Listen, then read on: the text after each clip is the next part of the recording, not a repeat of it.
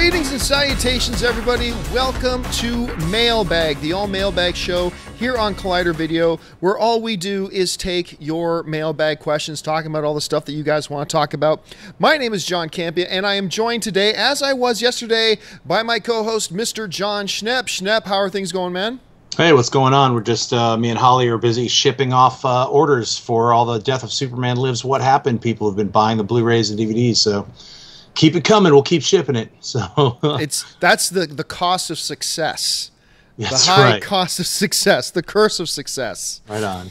All right, let's move on then. Let's get started here with our mailbag show. By the way, folks, if you want to have a question sent in to us, just simply email us anytime at collidervideo@gmail.com. With that being said, let's take a look at some people who did do that. And we start off with question number 1. And the first question today comes to us from Matthew Nagra, who writes, "Hey, Collider, I watch your show every day." Well, thank you so much. "I recently saw a video by TMZ that was taken this year where they asked Jackie Chan about what movies he has coming up, and he said Rush Hour 4 and Shanghai Dawn. He also went on to say that he was having dinner with Chris Tucker that night. Does this confirm those movies?" Well, thanks a lot for the question. Here's the thing. We often say nothing is confirmed unless you hear it from the studio itself, from the director, or possibly from the talent. And in this case, we have a talent, Jackie Chan. And I saw the video you're talking about. This was a video, and I don't know if you saw it, Schnepp, but it's literally, is Jackie Chan walking down the street in LA somewhere, and the TMZ cameras jumped out in front of him. And he mentioned he's having dinner with Chris Tucker, and they say, "What do you got coming up?" And he says, Rush Hour 4. And then talks about Shanghai Dawn or whatever it was called. Now, Shanghai Dawn, if that's what it was called, that we've heard those rumors before. So this isn't brand new. So that a third Shanghai movie could be something that they're trying to get together. I'll be honest, I love Shanghai Noon. The first Shanghai movie I loved. I thought that was my first introduction to Owen Wilson. Mm-hmm. I love that film. Not so big on Shanghai Nights. That one wasn't so good. As far as Rush Hour 4, though, goes, I believe that there are probably people, because it's a recognizable franchise, I believe there are probably people trying to get this movie made that would like to see Rush Hour 4. I thought Rush Hour 2 was fantastic. I thought 1 and 3 were meh. But I haven't heard anybody else anywhere talking about this. I don't think this is happening. That doesn't mean Jackie Chan isn't taking meetings or talking with Chris Tucker, but I don't think it's something that's going to happen. Anyway, Schnepp, you're hearing about this now. Do you, number one, think that these movies could be coming to us, and would you want these movies to be coming to us? Well, I think that he had dinner with Chris Tucker, that's for sure. Right. That's all I could really guarantee. Especially when, TMZ is bum rushing him on Hollywood Boulevard. I mean, look, Jackie Chan is in his 50s. He's already stated he's not really going to be doing any of those crazy action movies anymore. But Rush Hour 4 would be more of a comedy, I'm assuming. Maybe there would be like the younger set taking the mantle. Same thing with Shanghai Dawn. It would be cool to see one of those two movies that he mentioned happen. Whether they actually happen, you never know. But I would kind of doubt it. If you had to choose, you had all the power in the world. You can choose, and you can say you can either get a Rush Hour 4, and you're going to get one of them. So it's either going to be Rush Hour 4. Right. So neither is not an option here. Okay. So Rush Hour 4 or Shanghai Dawn. Which one do you want to see? Boy, you know what? I would go with Shanghai Dawn just because they've already had 3 Rush Hours. They haven't had that. They got to finish that trilogy, yo. Shanghai Dawn. All right, let's move on to the next question. And the next question today comes to us from Landon Perot, who writes, "Hey, Collider Squad, I just want to ask why some movies don't put out trailers and TV spots until a week or so before it comes out. For example, The Walk. Directed by Robert Zemeckis, it's a pretty high-budget film, and I didn't know it was coming out until until a week before its release. Is there a reason behind this?" Well, I mean, first of all, as far as The Walk goes, there was marketing for this film pretty far in advance. I remember seeing the first trailer for it going back, oh gosh, about 5 months ago. Yeah, like months and months and months ago. Now, I don't know. I'm a cable cutter, so I don't have cable at home. I watch all my TV through Hulu and Netflix and Roku, my Roku box and everything. So I don't know when they start running TV commercials for it. But okay, so taking The Walk out of it for a second, there certainly are movies that start marketing very late. One very big notable one was John Wick. I mean, I don't think that first one even had its trailer come out till about 8 or 9 days before the film came out, and kind of blew us all away when we saw it. So why would they do that? I'm sure it's different. It's an individual case-by-case basis. I would have to believe, though, it has something to do with, one, how much of a marketing budget does the film have? And, you know, if you only have a very limited marketing budget, you can't run ads for 2 or 3 months. So there's that. Two, they think that there's too much else, there's too much other noise going on 3, 4, 5 weeks outside of it, and so they want to focus it a little bit more on the interior. So, but, I mean, it's probably a mixture of different things. Schnepp, when you see a situation where a film is only like putting its marketing out there like a week, 2 weeks before the film comes out, why do you think that happens? Well, sometimes it depends. I think if it's a larger budgeted film with some star talent, they are trying to cut through all that noise that the big giant budget films, like, you know, you have like 3 or 4 trailers for Star Wars. The last one just dropped, but they've already had a teaser and a middle teaser, so it just keeps that buzz going. And if you don't have the money to... And the first one came out a year before the movie. Yeah, that's what I'm saying. We've got Batman v Superman. Those had like some massive trailers. So a film like The Walk, they have to kind of drop it in and be like, hey, it's coming out, you know, in 3 months, and then maybe drop a few more trailers online or spots online. And, you know, I think sometimes the even smaller budgeted films, they just don't have that kind of that ability to get those spots on TV. So, you know, they might just try putting some posters up in big cities and maybe one trailer the month before it comes out. It drops on iTunes or whatever. So that's it. It depends, you know, but you're not going to see that happen with the giant budgeted films, like $100 million films. You're going to be hyper aware of those films. Like, I'm sure all of us will see like a Kong Skull Island trailer for like a year before it ever comes out. So what do you think are some of the advantages, though, of having, like, say, a shorter marketing window? What would you see as some of the advantages of that? It keeps it right in the front of people's heads, especially if it comes out like 2 weeks beforehand. Literally, like, you know, like you'll have a movie like Slow West, which is released as an independent film, and it's not a big release. But if there's a couple of spots that hit and people like Michael Fassbender, or they're in the mood for a Western, that's that kind of thing that'll attract you, like now playing. You know, oh, it's out right now. So I think smaller films, if they limit their pre-buzz type of a thing and hit it right when it comes out, you know, I think that's a good marketing strategy. All right, let's move on to the next question. And the next question today comes to us from Nation N. And Nation N writes, "Hello, everyone from South Africa, and I never miss an episode. My question is, why do animation films cost more than some live action films? Is it because of the voice actors? I'm confused about how many animated films cost like over $150 million. Well, Nation, good news. We happen to have somebody here who knows about this sort of thing. So, Schnepp, why do some of these animated films and animated projects, why can they start to cost so much?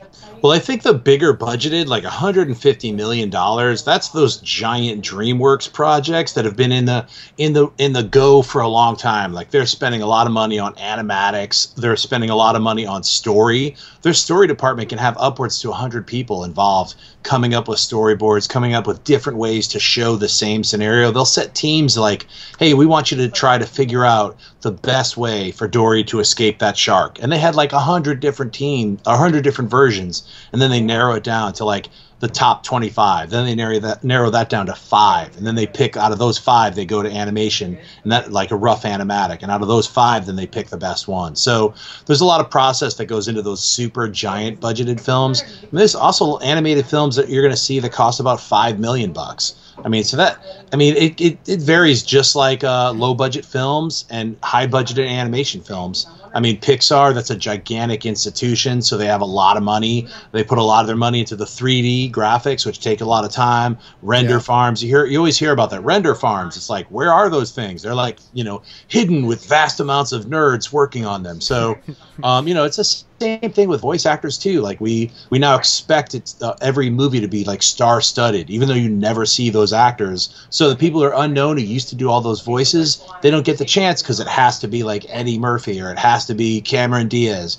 So that's kind of it's a weird spot that we're in now with like hiring like people who are known as actors to be voice actors, but it works. So you can't fight that. If you have that name marquee, you're basically bringing in the parents. The parents are being like, oh, I like those actors, because kids don't know who the actors are. So it's that kind of like way to get the whole family in. So, that's why it ends up becoming $150 million. Yeah, and I don't. One of the other things too, having been a producer in one of these places, you cannot underestimate just the simple cost of equipment. Yes. Like Schnepp mentioned render farms. And for those of you who don't know what he means by render farm, it's simply this.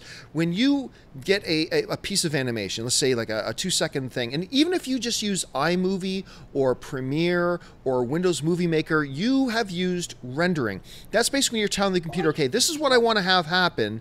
Now actually generate that, and it renders it out. It actually puts out your final product. When you start talking about these animated films, though, the ones like Schnepp was saying, that is DreamWorks level, that is Pixar level, these images and this are so big and so complicated that rendering a single frame, not even a single second, like a single frame, can take an hour, 2 hours, whatever. And so what they do is they set up these caves filled, I mean, not literally caves, but these vast caravasses filled with computers with thousands upon thousands upon thousands of processors that just work for months and months and months, generating and rendering out these files. And just that alone, and then you're talking about the hundreds of people, these full-time professionals that are making $100,000 plus, hopefully, these professionals, hopefully professionals working on all this stuff and then rendering and then coming back. And it's like, it's an expensive process, but it's like Schnepp, you were saying, it really depends on how involved the animation is, how deep it goes. If is it a Pixar production, or is it like a smaller, more independent kind of production where like that much attention to detail isn't necessarily put in, that much technological sophistication isn't necessarily put in. What do you think? I mean, to the best of your knowledge, Schnepp, what was the most expensive animated film, or do you think might have been the most expensive animated film to make? That's hard to tell. I mean, I know those Shrek movies cost a lot when they were first getting made, because it was in the infancy of like making fully 3D animated films. But I mean, it runs the gamut. I mean, you can go from all those DC animated films; those are roughly like $500,000 to $800,000. They're not even they're under $1 million. All of those DC straight to video movies with Batman and Superman, because they already have their home team, that those guys are all salaried. They're built in. They're baked in. So that's not part of the budget. So you have these animation directors, supervisors, producers, directors. They're all baked into the overall like salaried budget of Warner Brothers. So that exterior cost is like, oh, we have to send the animation out to overseas. Usually it goes over to Korea to get the animation done. So that's where that micro budget is. And it's also a much less sophisticated kind of animation as well. Like it's, when you look at it, I mean, it's far beyond anything I could ever do, clearly, but it's a much simpler style of animation than some of these bigger projects. It's no He-Man. Which is shot on 6s. But yeah, I mean, I think, most of the animated series is 4s, I'm pretty sure. So, when I say that, I mean, it's 4 frames per second, 2 frames per second. That's, I mean, 2 frames as opposed to like 24 frames. What shot on 1s would be 24. Shot on 2s would be 12 frames per second. Right. So that's what I'm talking about. All right, let's move on to the next question. The next question today comes to us from James and Danny Stevens, who writes, "Hi, team. Love what you guys do. Great job covering all the aspects of the movie fans want to know about and keeping us all up to date." Well, thanks a lot, James and Danny. It's our pleasure. Could you spend a few minutes on the apparent demise of any chance of a Halo motion picture and whether you believe it will be made in the foreseeable future? I am a big fan of the Halo universe, which includes 7+ games, 12 novels, comic book series, 2 live-action miniseries, and an animated DVD and animated series, etc. Would like to hear your opinions on what is a beloved universe by many of us. Well, thanks a lot for the question, James. And honestly, for me, I mean, look, the best chance Halo ever had of being turned into a major motion picture was way back in the day. Going all reason he didn't want to direct it himself. And he went out and the film had financed anything before.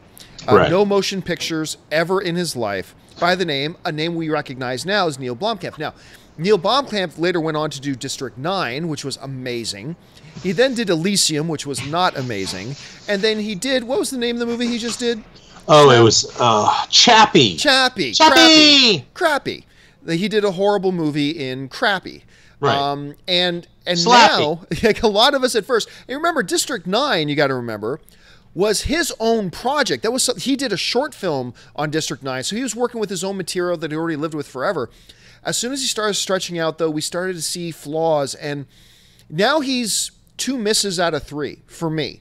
It doesn't diminish how great District 9 is, but anyway, at the time, you know, Neil Blomkamp had never even been an assistant director on a major motion picture. As a matter of fact, he had at the time never worked in any capacity on a major motion picture. And along came Peter Jackson and said, I want this guy to direct Halo, what would have been a big major tentpole project. And after that was announced, shortly after that, you started hearing about delays. You started hearing about studios and financiers pulling the project or pulling out of the project, not wanting to finance it. And then it fell apart. And we have not heard it have anything of life since. And look, there's a new Halo coming out that's getting a lot of buzz, a lot of advertisement, so, you know, with the hashtag Hunt for the Truth. That's out there. If this can be a big major blockbuster in the video game realm, maybe some life can be found again in the motion picture thing. But I'll be honest with you, I think the more time that passes, it lessens the chance of a major motion picture of Halo. And I know the live, like Forward Unto Dawn and stuff like that, I thought it was awful. I know there are Halo fans who saw, I was like, hey, but honestly, I watched it, I thought, this is crap. It's crap. And I think Halo fans who have just been so desperate and so deserving of having a Halo movie for them, but these guys who've been so desperate to have something, they finally got something. I think they were just excited for it, at least some of them were. I think Halo fans who've been so faithful to this series, they deserve to have a major motion picture with the A-list treatment given to it. I just think unless this new game is a massive, massive hit, I think every year that goes by, we are losing our chances for it. I don't know, Schnepp, what about you? What do you think the chances are right now or in the future about us getting a Halo film? I'm sure we'll eventually get a Halo film, but like, you know, when Blomkamp first got hired by Jackson, blow you up, that was a lot of fun. I loved playing Halo. I remember playing Halo 2 quite a lot, multi-campaigns with my friends, Blood Gulch. But, you know, when it comes straight down to it, you know, it's like, you know, yeah, the movie, the straight to VOD kind of movies like Halo College or whatever they were, like, you know what I mean? I thought they sucked. Yeah, they're horrible. So they're really hard to even watch. So, I mean, man, I always wonder why they don't just go, why don't you just do what everyone would want to see in Halo? Just do a mission with the Master Chief. Just begin with him landing on a planet and just do like a whole mission that's 2 hours. That would be fantastic. You don't even have to get into all the mythology of Halo. Just make one really cool action film. I don't know. I'd like to see them do at least that. All right, let's move on to the next one. And the next question today comes to us from Joel Bowers, who writes, hello, Collider Movie Crew. Big fan of the show, and I watch every day. Thanks so much, Joel. We really appreciate that. My question is regarding screenwriter Jason Fuchs. His only feature-length film was Ice Age, Continental Drift, and now Pan. Pan was a flop, and it was not a good film. Should Warner Brothers be worried that they put a property like Wonder Woman with a lot of pressure to be well done in the wrong hands? Schnepp, let's start with you. Now that you know that the guy who's writing Wonder Woman has done... hired to write the screenplay. I'm sure he's probably finished the screenplay because they're in pre-production on Wonder Woman right now. They're drawing all the sets. They're getting everything designed, all the costumes. And yeah, I bet it will go through a rewrite. I'm sure he won't be the sole name on the finished script. But if he is the sole name, then he did a good job on it. Maybe he wasn't the reason Pan was a failure. You know, it's hard to tell really. I haven't seen Pan yet. I'm looking forward to seeing it, even with the weird Nirvana song. Smells Like Teen Spirit. I thought people were joking when they said that's actually. No, sadly not. And it's a bad script. you know, when you watch Pan too, it's a bad script. I mean, Ice Age, Continental Drift, you know, whatever. You know what it's going to be and what it is, and it's like no one's looking for a Godfather kind of script right. with that movie. You know, I mean, so you hear, oh, the guy who wrote Continental Drift writing Wonder Woman. Well, I don't think you get too discouraged by that because whatever. I mean, it was Continental Drift. Pan was a movie I had a lot of hope for.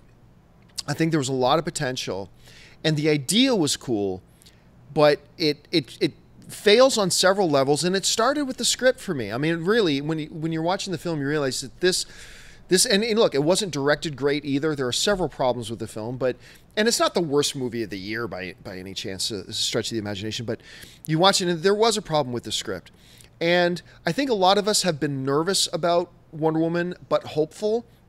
And I got to say, after seeing Pan, knowing this is the same guy, I got to admit, it increases my anxiety a little bit. I'm a little bit more nervous. I mean, I think you're right, too. Like, we're never until they start rolling those cameras, it's never too late for them to bring in another writer to do a polish or something like that. And maybe that happen. Or maybe, you know, those other two were just a fluke bad, and he's actually got a brilliant idea for Wonder Woman, and maybe he's going to crush it with Wonder Woman.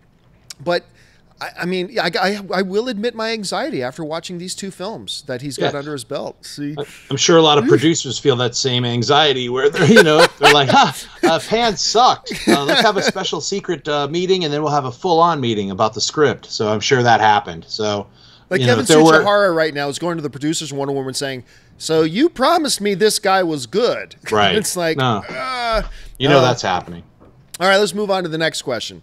And the next question today comes to us from Adrian Merrill, who writes, "Hi, gang. Love movie talk. Listen as much as I can." Thank you so much, Adrian.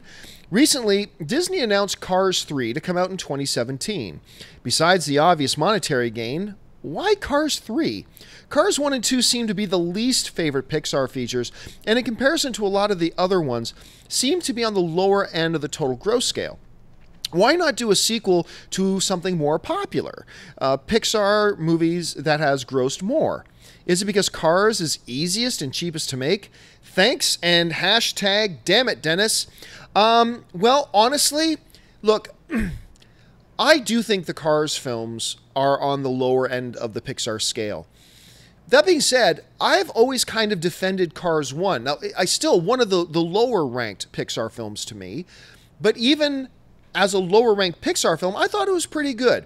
Did it touch me the way Monsters, Inc. did, or WALL-E, or Toy Story, or Ratatouille, or no, it didn't. But those are pretty high standards. I still thought the first Cars was pretty good and had potential. Second one took a step down as far as I was concerned. But if you really want to know why they're still doing Cars, there's two reasons. One, it is a major Disneyland and Disney World attraction now that brings in millions of people every year and makes Disney a lot of money. And Cars Land at Disneyland is actually really, really fun. I'll give it that. But the biggest reason they will continue to make Cars movies is this. Cars is John Lasseter's baby. Cars means more to him than any other of their other franchises. And he decided to direct Cars himself. When you watch and listen to John Lasseter tell the story, Cars got made because John Lasseter had these great memories of traveling Route 66 and all the great Americana that is there, and it just means a lot to him. John Lasseter is the high king and emperor of all things Disney animation and Pixar, and for good reason. And because it is such a special property to him, Cars 2 could have lost the company $600 million, and it didn't. It actually made the money. But it could have lost them $600 million, and it wouldn't matter. A Cars 3 would come. And so when you combine those two, that it is such a precious thing to John Lasseter, plus the fact that they've invested a lot in it as far as their live action attractions and all, and the merchandisability, I just made up a word, the merchandisability of Cars is phenomenal. That's why you're getting Cars 3. I agree with you. It's not the one I would want to see, but when you look at it logically on paper, it kind of makes sense. Schnepp, how do you see all this? I avoided seeing Cars because it looked just wasn't my thing. I didn't like the way the design of the cars with the eyes I didn't like it. So I never saw Cars 2, and I probably won't see Cars 3. So it's just really nothing that interests me. So I really don't have a statement on it. I think you're right. Cars 3 is being made because they have a great attraction at Disneyland, and it's probably really cheap to make. They've already built all the cars that they probably need, the sets, the drag racing, all that stuff's already built. So it'd be a relatively cheap film to make unless they go to some special Cars island. But they could do that. They could build new sets and new things, and it would still cost hardly any money. So yeah, Cars never did it for me. I don't even care if it's a Pixar movie or not. It's just it's zero interest for me. So. All right, let's move on to the next question. And the next one today comes to us all the way from Anthony Deichel, who writes, Hey, Collider crew, in regards to the new Star Wars trilogy, I was wondering how much J.J. Abrams will be involved in Star Wars Episodes 8 and 9. I know they already have directors lined up for 8 and 9, but if Episode 7 is a monumental success, well above expectations, I would imagine that Disney would want him back even as a creative consultant or something. In my mind, it would be smart to retain the talent that were mainly responsible for bringing in so much box office revenue. I would like to know your thoughts. Schnepp, let's start with you. What do you think of the chances, and in what capacity do you think J.J. Abrams will, or if he will remain involved in the Star Wars films moving forward after we see Episode 7? Well, I think I had heard... that even though Rian Johnson is directing and wrote Episode 8, and they just got the Jurassic Park director to do Episode 9, that J.J. Abrams was staying on as a producer, and that he helped kind of shape the overall story of this brand new trilogy. So my guess is that he's going to get story credit on all three of these the 7, 8, and 9. And my guess would also be that he's probably a little bit more than a creative consultant, that he's probably on board as a producer, and will kind of maybe come in, visit the set a couple times, check out the dailies, make notes and comments along with Kathleen Kennedy on the actual edit. So I'm sure he's in. He's not directing it, obviously, but I would be shocked to see that he was completely not involved at all. Yeah, I don't think you're going to see him not involved at all. Yeah. I think there's a reason they brought him in the first place. But we also got to keep in mind here, there is a new sheriff in town when it comes to Lucasfilm. There is no more George Lucas, but there is Kathleen Kennedy. And make no mistake, Kathleen Kennedy is in charge of this new Star Wars universe. Everything that we're going to see in Star Wars first has to pass her approval. And I think she's the one who's going to be the overall shepherd of everything. And I think we're in very good hands. If you know anything about the history of Kathleen Kennedy, go do some reading up on her. This woman is a flat-out genius. She is fantastic. She knows her stuff, and she knows what she's doing. There's a reason why, like, George Lucas and Steven Spielberg and all these people have all relied on her over the years, because she's just that talented and gifted. One of her talents and gifts is knowing and identifying talented people and who to work with and when to take input and when not to. But I think, Schnepp, you nailed it on the head. I think Kathleen Kennedy set out this whole universe and then got J.J. Abrams in, and then J.J. Abrams worked with Kathleen Kennedy to shape, I think, the overall direction of this overall story, leaving room for the directors of Episode 8 and Episode 9 to do their things as well, get their fingerprints on it. But I think they totally mapped out Episode 7 and kind of generally set where 8 and 9 are going to go. You have to with your first one. You got to know where you're going. And I think JJ played a role in that. And moving forward, I think, Schnepp, you're right. I think JJ is going to be involved. I think he's just never more than a phone call away. I think you're going to see Kathleen Kennedy and JJ. Kathleen will go to JJ for his input numbers of times. I think you're going to see JJ making himself available to Rian Johnson and Colin Trevorrow and those guys, and Kathleen Kennedy at the same time, to offer his input whenever they want it. I think, he's not going to have authority over those films. But that's going to be Kathleen Kennedy, and that's going to be the individual directors. But I think you're going to see him make himself very available. I think you're going to see the directors and Kathleen Kennedy going to JJ to get his input and bounce ideas off of and get some ideas from. And I think you're just seeing something we've never had in Star Wars before, a very collaborative universe. Before, it was all King George, and that's it. And everybody knows I worship at the altar of King George. I think he's one of the greatest minds we've ever had in Hollywood. But under him, Lucasfilm was not a collaborative environment. It was all just about fulfilling the vision of George Lucas. Now it's more of a collaborative place. I think that's what George Lucas wanted it to be as well now under the new regime. So, yeah, we're going to see JJ involved. Absolutely. All right, last question of the day. And the final question today comes to us from Jake Silva, who writes, "Hello, Collider crew. I think it would be better to reboot or remake bad movies or movies that were failures instead of good ones. For example, The Last Action Hero, which had some great ideas but was sloppily made. Any bad movies you would reboot or remake?" Well, I gotta disagree with you. I think there are some bad movies that maybe had some good ideas. Like, Shep, I don't know what you think about this, but I think there were bad movies that had good ideas that maybe you could build something off of. But it's generally smarter to make remakes of popular movies or movies that were good because the audience has positive association with those movies.